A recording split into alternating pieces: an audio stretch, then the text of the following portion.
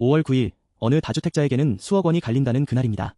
약 3년간 유예되어 온 양도세 중과 제도가 부활하는 날인데 5월 10일 이후 집을 팔면 시세 차익의 최대 82.5%를 세금으로 내야 합니다. 막대한 세금 폭탄인 것은 분명하지만 정부가 준비한 단서 조항이 있습니다.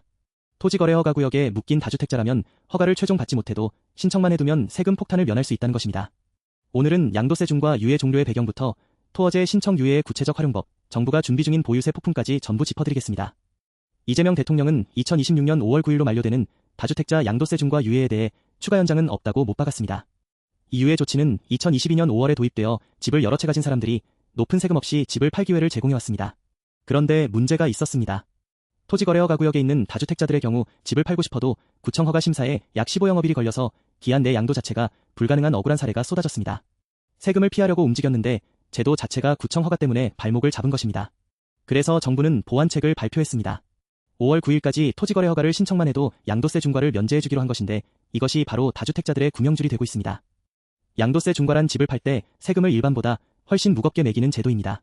원래 양도소득세는 6%에서 45%의 기본 세율로 부과됩니다.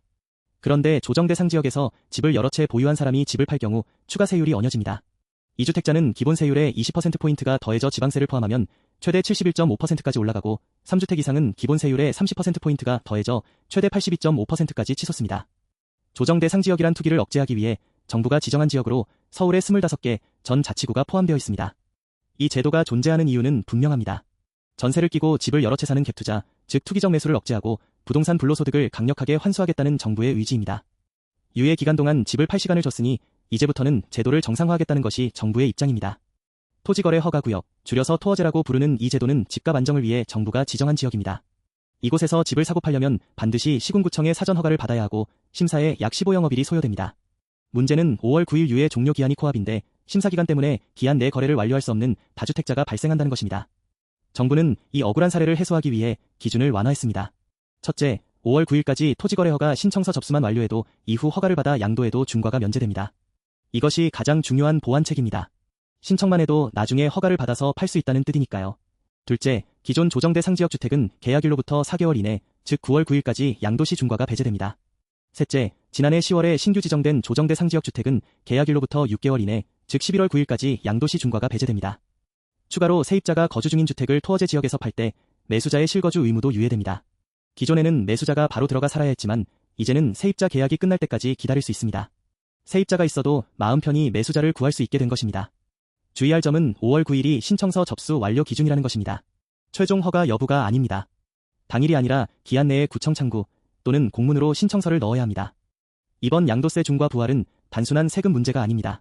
정부가 비정상의 정상화를 내세우며 부동산 투기를 불로소득으로 규정하고 이를 원천 차단하겠다는 부동산 정책 패러다임 전환의 분수령입니다. 과거와 차이점이 명확합니다. 과거에는 거래를 유도하기 위해 세금을 깎아주는 유화책을 썼다면 이번에는 세금을 무겁게 매겨 억지로라도 집을 내놓게 만들거나 아예 투기 심리 자체를 꺾어버리려는 강경기조로 돌아섰습니다. 시장의 우려도 있습니다. 세금이 무서워서 집을 팔지 않고 버티는 매물 잠김 현상이 심화될 수 있다는 것입니다. 실제로 전문가들 사이에서도 의견이 엇갈립니다. 첫 번째 시나리오는 급매물 소화입니다. 다주택자들이 기한 전 초급매로 물량을 소화하면 이후 시장에 매물이 급감하며 가격 지지력이 생길 수 있습니다. 두 번째 시나리오는 보유세 압박입니다. 정부가 보유세를 선진국 수준으로 대폭 인상하면 버티기보다 매도를 선택하는 다주택자가 늘어날 수 있습니다. 한국의 보유세 실효세율은 2023년 기준 약 0.15%입니다. 반면 미국 뉴욕은 1.0%, 일본 도쿄는 1.7%에 달합니다. 정부가 한국의 보유세를 선진국 수준으로 끌어올린다면 버티기 비용이 대폭 올라갑니다. 이제 숫자로 직접 체감해 보겠습니다. 아파트를 팔아 10억 원의 시세 차익을 남겼다고 가정해봅시다. 3주택 이상이고 조정대상 지역이라는 가정 하에서입니다. 5월 9일 이전에 양도하면 중과 유예가 적용됩니다. 기본 세율 최대 45%로 계산하면 세금은 약 4억 5천만 원입니다. 내 손에 남는 것은 5억 5천만 원입니다. 반면 5월 10일 이후에 양도하면 어떻게 될까요? 중과 82.5%가 적용됩니다. 세금은 최대 약 8억 2,500만 원입니다. 내 손에 남는 것은 단 1억 7,500만 원입니다. 차이를 계산하면 약 6억 7,500만 원입니다. 단 하루 차이로 수억 원이 갈립니다. 이것이 5월 9일이 그토록 중요한 이유입니다. 실제 세금은 보유기간, 장기 보유 특별공제, 필요경비 등에 따라 달라질 수 있습니다. 직접 피해를 보는 것은 다주택자뿐이 아닙니다. 세금 부담이 커진 집주인들이 이를 세입자에게 전가하면서 월세와 전세가 상승이라는 간접 영향이 서민에게도 파급됩니다. 실제로 서울 아파트 월세 평균은 2026년 2월 기준 151만 5천 원으로 역대 최고치를 기록했습니다. 양도세 중과가 부활해도 다주택자들이 집을 팔지 않고 버티면 어떻게 될까요? 정부는 이미 플랜 B를 준비하고 있습니다. 바로 보유세, 즉 종합부동산세와 재산세를 대폭 인상하는 것입니다. 현재 논의 중인 카드는 두 가지입니다. 첫째, 종부세 공정시장가액 비율을 인상하는 것입니다. 현행 60%에서 100%로 상향되면 종부세 납부액이 최대 1.7배 급증합니다. 공시가 20억 주택의 종부세를 예로 들면 현재 연 500만 원에서 약 850만 원으로 증가합니다. 둘째, 비거주 1주택자를 포함한 대상 확대입니다. 직접 살지 않는 1주택자도 징벌적 보유세 부과 대상으로 편입되는 것을 논의 중입니다. 공정시장가액 비율이란 세금을 매길 때 공시가격에 곱하는 할인율 기준입니다.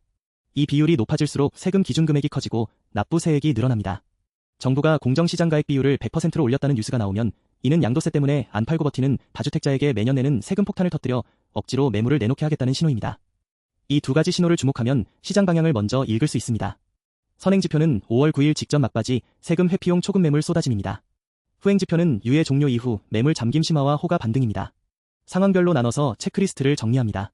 먼저 토지거래 허가구역 다주택자라면 지금 당장 할 일이 있습니다. 매수자를 구하고 있다면 5월 9일 전까지 무조건 구청 창구에 신청서를 접수하세요. 신청서 접수 확인증을 반드시 보관해 놓으세요. 나중에 중과 배제 입증 서류가 됩니다. 세입자가 낀 매물이라면 실거주 의무 유예 적용을 매수자에게 적극 어필하세요. 기존 조정대상 지역이면 허가 후 계약일로부터 4개월 이내, 즉 9월 9일까지 잔금을 완료해야 합니다. 신규 지정 조정대상 지역이면 허가 후 계약일로부터 6개월 이내, 즉 11월 9일까지 잔금을 완료해야 합니다. 다주택자와 갭투자 1주택자는 보유세 폭풍에 대비해야 합니다. 지금 보유 중인 주택의 공시가격과 현행 종부세 납부액을 확인하세요. 공정시장가액 비율 100% 인상 시나리오로 예상세액을 재계산해보세요. 향후 받을 임대 수익 대비 늘어날 보유세를 비교해 처분할지 보유할지 결정해야 합니다. 세무사 상담으로 취득세, 양도세, 보유세 전체를 시뮬레이션하는 것을 권장합니다. 무주택자와 갈아타기 1주택자에게는 기회의 창입니다. 5월 9일 직전 다주택자들이 세금 회피용으로 던지는 초급 매물을 적극 탐색하세요. 네이버 부동산이나 동네 부동산에서 5월 내 잔금 조건의 급매물을 확인하세요. 단, 급매라도 실거주 목적이나 장기 보유 계획 없이 투기 목적이라면 향후 보유세 강화 리스크를 고려해야 합니다. 절세 포인트를 하나 더 공개합니다. 장기 보유 특별공제는 집을 오래 보유할수록 세금을 깎아주는 제도인데 중과 적용 시에는 배제됩니다. 반대로 유예 기간에 기본 세율로 양도하면 최대 80%의 공제를 받을 수 있어 실제 납부세액이 크게 줄어듭니다. 5월 9일 이전 양도가 절세 측면에서도 압도적으로 유리한 이유입니다. 5월 9일은 단순한 세금 마감일이 아닙니다. 3년간 미뤄온 부동산 세금 정상화의 분수령이자 매물 잠김이냐 보유세 폭풍이냐를 가를 기준점입니다. 다주택자라면 지금 당장 달력에 D-28을 표시하고 허가 신청서 접수부터 움직이는 것이 수억 원을 지키는 길입니다. 무주택자라면 터져나오는 초급 매물이 내 집 마련의 기회가 될 수 있습니다. 5월 9일 이전에 움직여야 합니다. 이미 시간이 많지 않습니다.